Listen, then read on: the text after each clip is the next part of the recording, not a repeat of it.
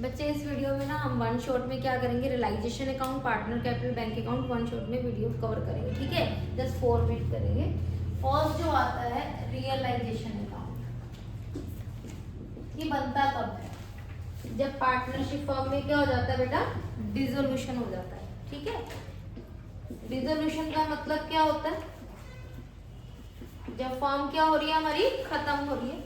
तो तुमने मार्केट में भी सुना होगा कि जब भी अपना कोई काम बंद हो रहा है, कोई भी दुकान मार्केट में क्लोज हो रही है, तो कहते हैं ना डिस्काउंट में निकाल दीजिए। क्या करते हैं वो लोग, वो ये देखते हैं कि कौन सी हमारी एसेट्स है जो बिक सकती है, बेच दो, ठीक है। जो चीज निकलती है, जिस रेट पे निकलती है उसको क्या कर दो, बेच दो। और जो भी उनके एक्सपेंसेस हैं या लाइबिलिटी है, कोई क्रेडिटर है जैसे उधार खरीद रखा है, मार्केट में किसी को पैसे देने हैं, वो वाली पेमेंट कर दो। तो वो एक जगह पे नोट करेगी ना सारी चीजें कि मेरी कौन सी ऐसी एसेट्स हैं जो बिकने वाली है, कौन सी ऐसी लाइबिलिटी है जिसको मैंने पेमेंट करना है। तो अकाउंट में उसका नाम है रियलाइजेशन। जितनी भी एसेट्स बिकने वाली है और जो लाइबिलिटी की पेमेंट करने वाली है, वो सारी की सारी किसमें ट्रांसफर कर देती है, इस अकाउंट में। बट करती कौन सी है, एक्सटर्नल, ठीक है। अब मालिक का खुद का पैसा है, उसने खुद ने दुकान से कुछ लेना है, तो वो थोड़ी ना करेगा, पहले किसका करेगा, एक्सटर्नल देखेगा, ठीक है जी। समझ आ गई बात। तो यहाँ पे जितनी भी एक्सटर्नल लाइबिलिटी है और जितनी भी एक्सटर्नल एसेट्स है, वो किस में ट्रांसफर कर देते हैं, रियलाइजेशन अकाउंट में ट्रांसफर कर देते हैं, ठीक है।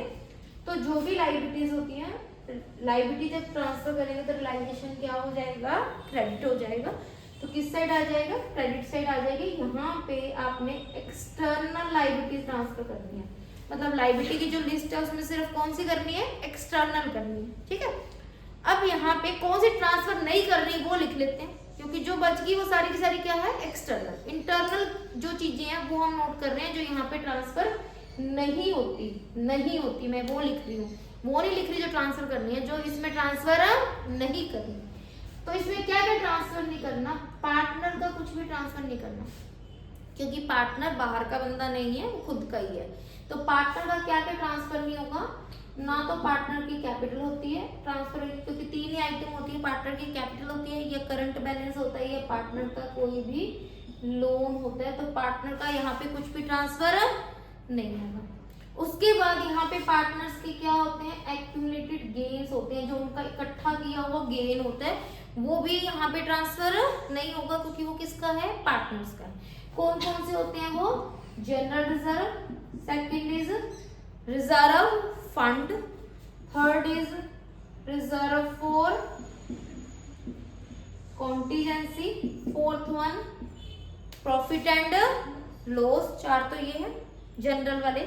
फिर 2 आते हैं वर्कमैन कंपनसेशन रिजर्व और इन्वेस्टमेंट फ्लक्चुएशन रिजर्व। इसका थोड़ा थोड़ा देखना पड़ेगा, ये तो किसी कीमत पे भी ट्रांसफर नहीं होंगे। कौन कौन से, पार्टनर का capital, current and loan, and partner के जो गेन है 4, general reserve, reserve fund, reserve for contingency and profit and loss, ठीक है। बट 2 आइटम ये कई बार ट्रांसफर हो भी सकती है और नहीं भी हो सकती। वर्कमैन कंपनसेशन रिजर्व ट्रांसफर होगा, ये ट्रांसफर होगा, टिक का मतलब it's a transferable, but equal to claim only, claim के इक्वल ट्रांसफर करना है। जैसे रिजर्व है 1 लाख का, वर्कर के अगेंस्ट क्लेम है 20,000, तो सिर्फ 20,000 ट्रांसफर होगा, नहीं तो नहीं होगा। इन्वेस्टमेंट फ्लक्चुएशन रिजर्व भी ट्रांसफरेबल है, बट कब होगा भी, कितना, फुल ट्रांसफरेबल है। कब, व्हेन देयर इज इन्वेस्टमेंट। अगर हमारे पास बैलेंस शीट में एसेट्स एंड इन्वेस्टमेंट पड़ी है, तो लॉस गेन नहीं देखना, पूरा का पूरा रिजर्व ही आपने क्या कर देना है, रियलाइजेशन में ट्रांसफर कर देना है, ठीक है।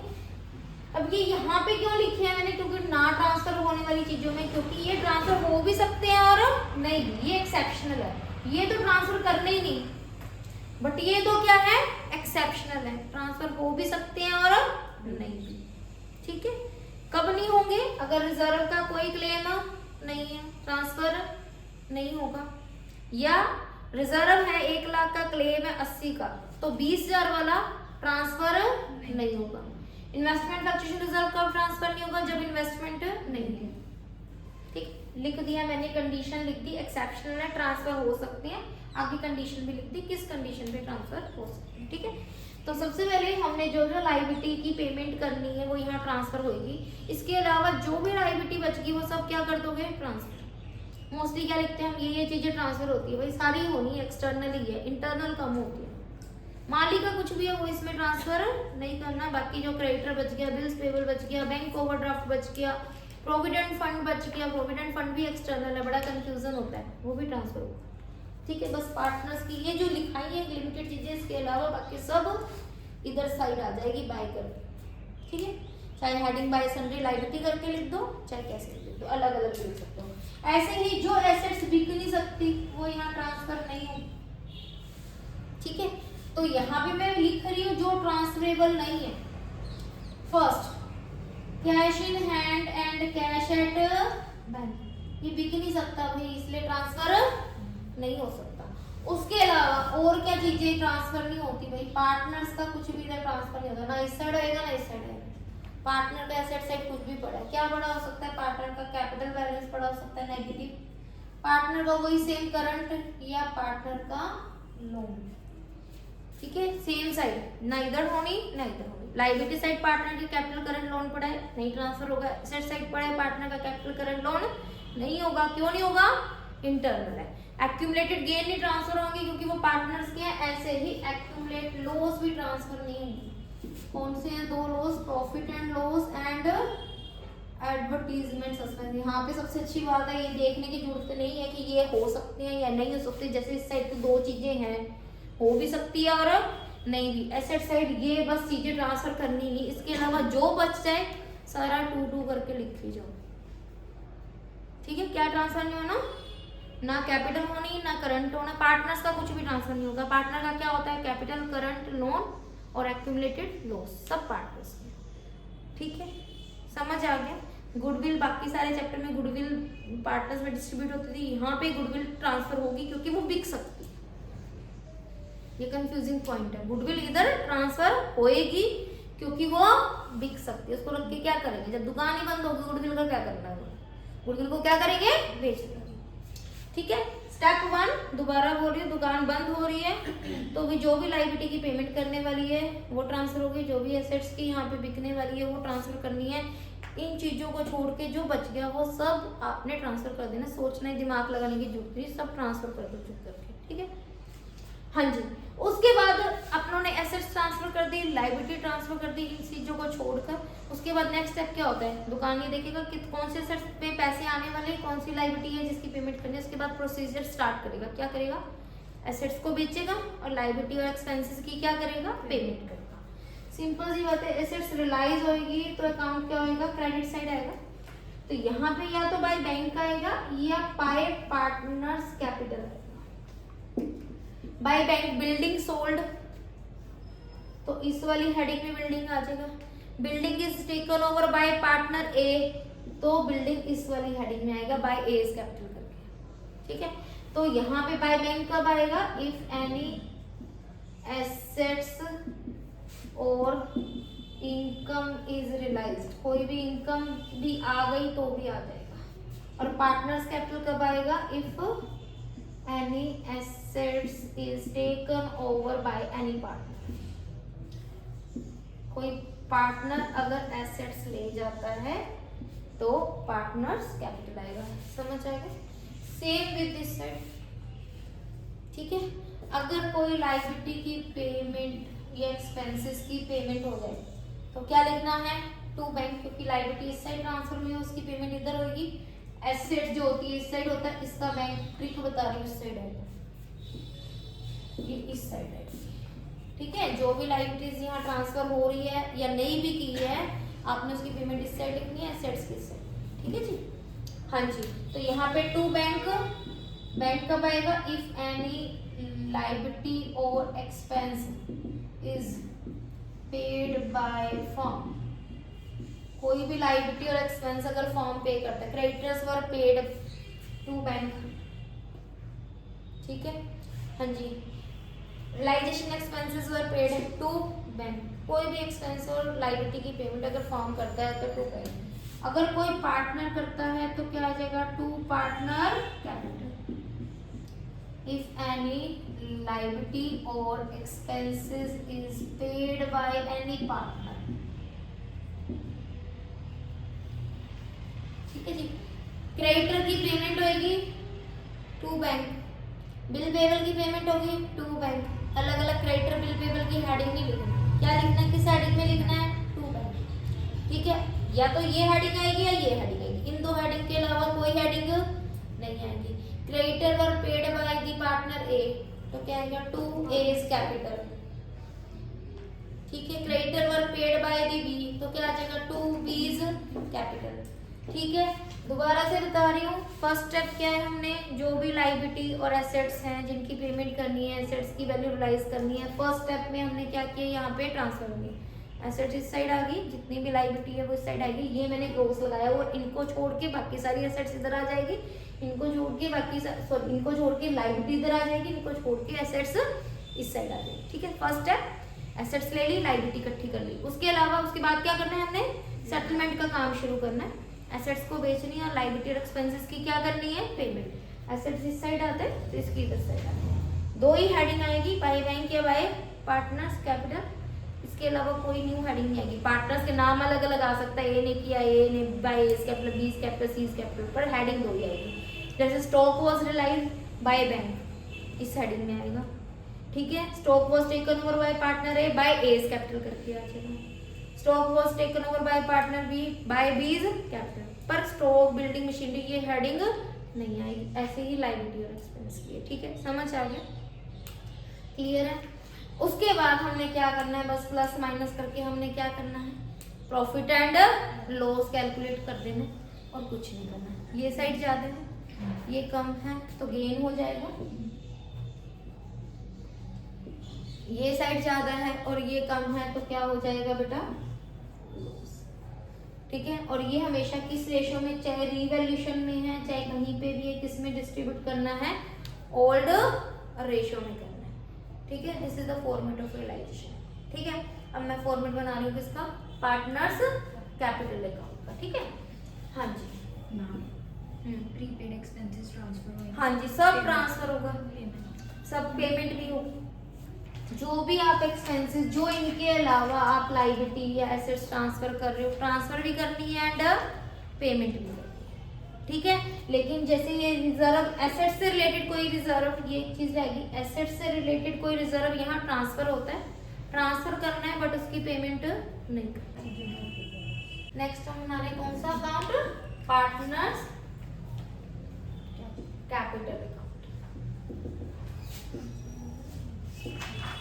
हाँ जी, सपोज करो थ्री पार्टनर्स हैं, A B and C. Three partners are there, A B and C.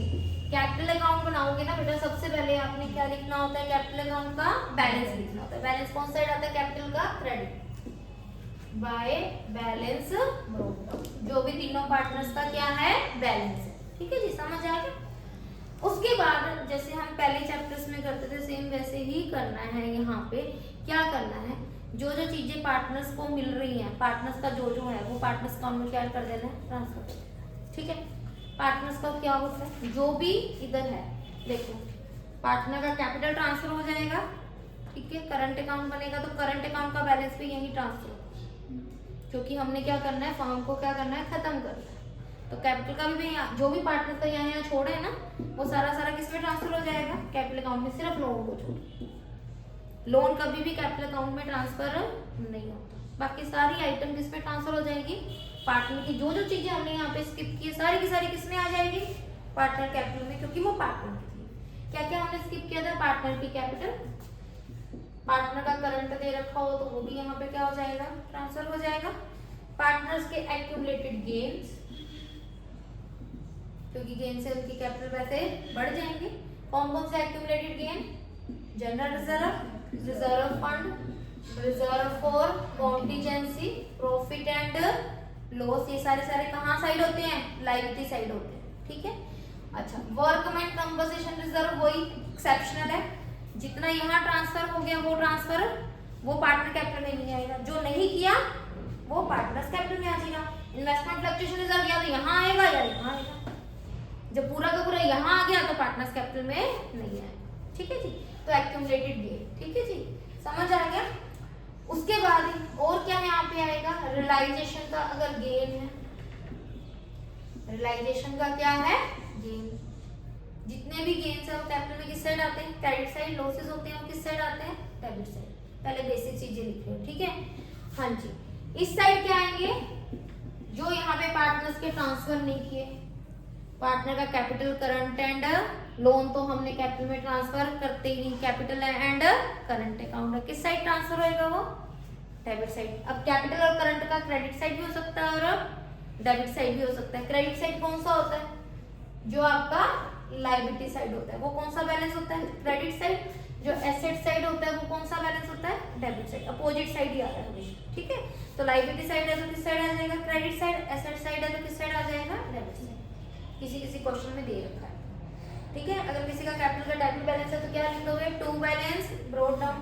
Current अगर एसेट साइड है तो यहाँ पे क्या लिख दोगे, टू करंट। ठीक है जी, हाँ जी। उसके अलावा यहाँ पे क्या आता है बेटा, एक्यूमुलेटेड लॉस। दो ही लॉस है, कौन कौन से, profit and loss and advertisement suspense. और क्या आ जाएगा, अगर रियलाइजेशन का लॉस है तो।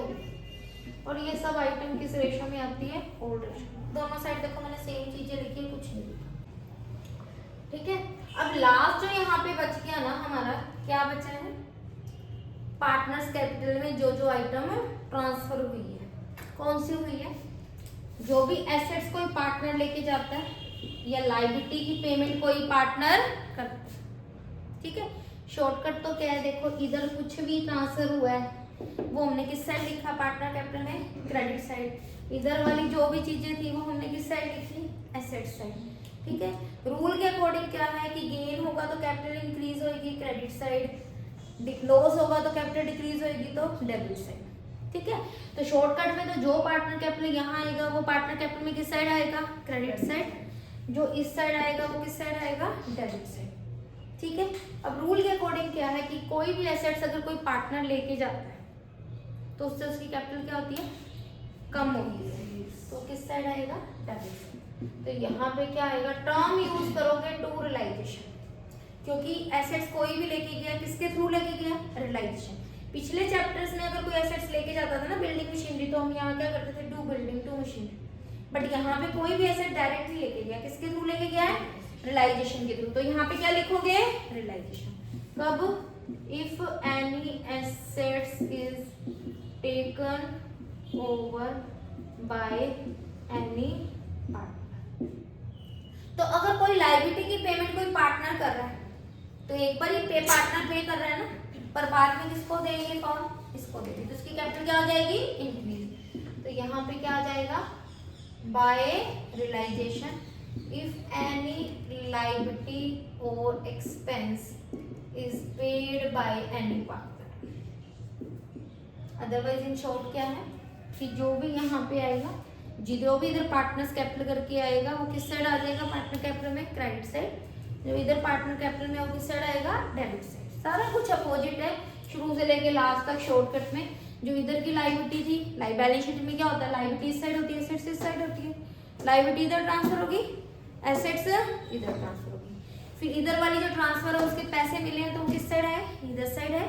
इसके वाले जो हुए हैं वो किस साइड है, इधर है। गेन लॉस आ गया। पार्टनर कैपिटल अकाउंट बनाया हमने, वही पार्टनर कैपिटल में लायबिलिटी साइड। अब जो कैपिटल का करंट का बैलेंस एक्यूमुलेटेड गेन होते हैं, अगेन वो किस साइड होते हैं, लायबिलिटी साइड। वो किस साइड आ गई, इधर। जो एसेट से चीजें हमने कैपिटल अकाउंट में ट्रांसफर करनी थी वो इधर। रियलाइजेशन में भी यही किया है, जो लायबिलिटी वाली थी वो इधर आ गई, एसेट्स वाली इधर आ गई। जो बची हुई कुछ ही रह गई थी, जो पार्टनर्स अपने रियलाइजेशन में ट्रांसफर नहीं की थी, वो किसमें करी हमने, पार्टनर कैपिटल में, वो भी अपोजिट साइड। लायबिलिटी वाली इधर, एसेट्स वाली इधर, ठीक है। उसके बाद हमने क्या किया, जो भी यहाँ पे पार्टनर्स कैपिटल टर्म है उसको भी हमने किस साइड ट्रांसफर, अपोजिट साइड। इधर वाली को इस साइड। ये शॉर्टकट है, अदरवाइज रूल के अकॉर्डिंग तो तुम्हें पता है। अब यहाँ पे एक चीज और क्या याद करने वाले हैं, जो प्लस माइनस करके डिफरेंस आता है उसके लिए टर्म हमने यूज करनी है टू बैंक। बैलेंस नहीं लिखना, क्योंकि यहाँ पे फॉर्म क्या हो गई, खत्म हो गई, डिसॉल्व हो गई। जब खत्म होगी तो बैलेंस किस बात का, तीनों का ही टू बैंक। अगर इस साइड डिफरेंस आता है, अगर इस साइड डिफरेंस आता है तो क्या आएगा, बाय बैंक। ये तो तुम्हें पता है, या तो इधर आएगा डिफरेंस या फिर इधर आएगा। थर्ड इसमें क्या पूछते हैं आपसे, कैश बुक। कैश बुक में आपका पूछते हैं सिर्फ बैंक कॉलम ओनली। अब सबसे पहले बैंक अकाउंट बनाओगे तो सबसे पहले एसेट्स है, इसका ओपनिंग बैलेंस किस साइड आएगा, debit side. To balance brought down, opening balance आ गया, ठीक है जी। अगर यहाँ पे कैश का बैलेंस भी दे रखा है तो टू कैश करके इधर ही आएगा। बैंक ओवरड्राफ्ट इसमें नहीं आएगा। बैंक ओवरड्राफ्ट किस में ट्रांसफर हो गया, तो रियलाइजेशन में ट्रांसफर होना है, वहीं पे उसकी क्या करनी है, हमने पेमेंट करनी है, ठीक है, समझ आ गई।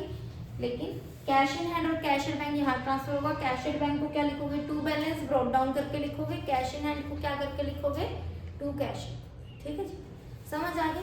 उसके बाद वही रूल है, कैश इंक्रीज होगी तो क्या, बैंक बैलेंस इंक्रीज होगा तो क्या, डेबिट साइड, डिक्रीज होगा तो क्रेडिट साइड। रूल के अकॉर्डिंग अगर हम करेंगे तो जो भी एसेट्स बिकी है, जो भी एसेट्स क्या हुई है, सेल हुई है, बाय बैंक करके आई है, वो क्या आएगी, इधर आएगा। क्या करेंगे, टू अगेन एसेट्स जो भी बिकी रियलाइजेशन के थ्रू बिकी, इसलिए टर्म क्या यूज करनी है हमने, रियलाइजेशन। इफ ऑल एसेट्स, या एसेट्स की सिर्फ ये लिख लो कि सेल रियलाइज वैल्यू। मैम जो टू कैश करके लिखा है वो क्या है, कैश इन हैंड, ये कैश इन हैंड है और ये कैश एट बैंक, ठीक है जी। हाँ जी, कोई भी एसेट्स के जो पैसे आएंगे टू रियलाइजेशन करके आएगा, क्योंकि एसेट्स इंक्रीज, अपने बैंक बैलेंस क्या हो गया, इंक्रीज हो गया।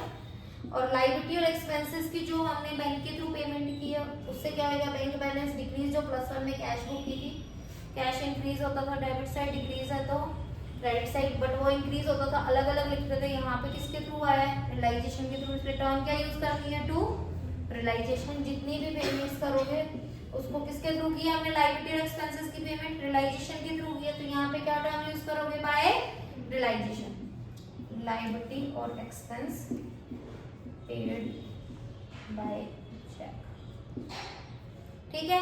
उसके बाद क्या करना है, यहाँ पे और कौन सी पेमेंट्स होती है, एक तो रियलाइजेशन के थ्रू एसेट्स और लायबिलिटी होती है, पार्टनर्स कैपिटल के थ्रू किसकी होती है, पार्टनर्स को करते हैं।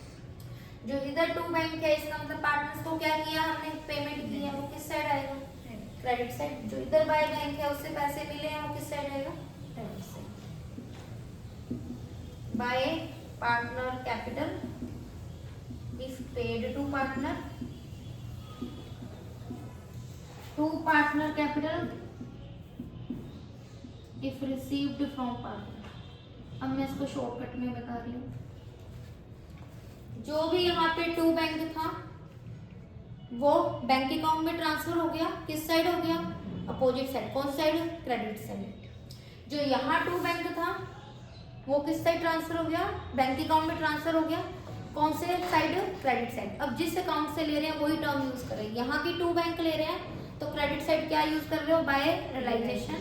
यहाँ से टू बैंक उठा रहे हो, बाय रियलाइजेशन। बाय क्या करोगे, कौन से अकाउंट से ले रहे हो, पार्टनर कैपिटल से, क्या लिख दोगे, bye partners capital. Same with this side की बाय बैंक है, किस साइड आएगा, बैंक अकाउंट में, डेबिट साइड। टर्म क्या यूज करोगे, टू रियलाइजेशन। ये वाला बाय बैंक अगर इस साइड आएगा तो बैंक अकाउंट में किस साइड लिखोगे, अपोजिट साइड, वही डेबिट साइड। टर्म क्या यूज करोगे, टू रियलाइजेशन, टू रियलाइजेशन नहीं सॉरी, टू पार्टनर्स कैपिटल। जिस अकाउंट से ले रहे हो वही टर्म यूज करेंगे। और रूल के अकॉर्डिंग क्या है, एसेट्स इंक्रीज होगी तो क्या आएगा, डेबिट साइड, डिक्रीज होगी तो क्या आएगा, क्रेडिट साइड। लास्ट वन, जो पार्टनर का लोन रह गया वो इस अकाउंट में आएगा। पार्टनर लोन को ना तो हम रियलाइजेशन के थ्रू पेमेंट करते हैं, ना ही हम कैपिटल में ट्रांसफर करते हैं, उसको डायरेक्ट पेमेंट करते हैं, ठीक है। तो वो इधर आ जाएगा और इसका टोटल क्या आ जाएगा, दोनों का सेम, ठीक है। ये ओवरव्यू है, रूल के अकॉर्डिंग भी कर सकते हो और शॉर्टकट भी कर सकते हो। शॉर्टकट में हर चीज क्या जा रही है, अपोजिट साइड, ठीक है, डन। Audio Jungle.